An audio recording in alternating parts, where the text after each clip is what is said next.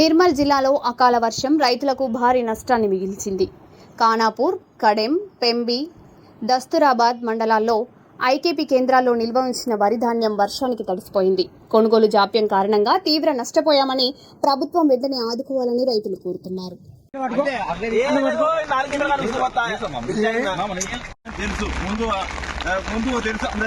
తెలుసు కూడా అధికారులు చర్య తీసుకొని 10 రోజులే స్టార్ట్ అయ్యి ఎన్ని రోజులు పోయినాయి, ఏం పోయినాయి. ఈ పరిస్థితి కారణం ఐకేపీ వాళ్ళు. ఇక్కడ ధాన్యం ఇవ్వండి, పత్తి గింజ ఆలే కొనాలి.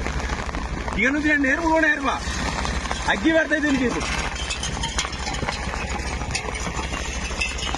ఇప్పుడు పరిస్థితి ఏం చేయాలన్నా, ఇది ఏంది పరిస్థితి?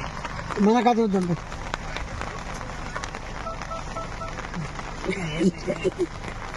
గాడ పోయింది కుప్ప ఎక్కడికి కాలువకైనా కాలువ అన్ని కొనుడేప అన్ని కొనుడే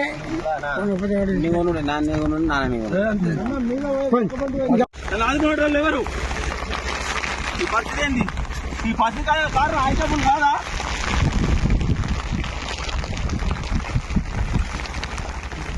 దూరం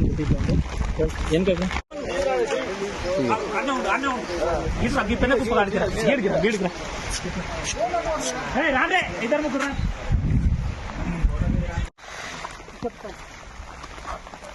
మాట్లాడలేవు. మరి ఏమని మాట్లాడాలి?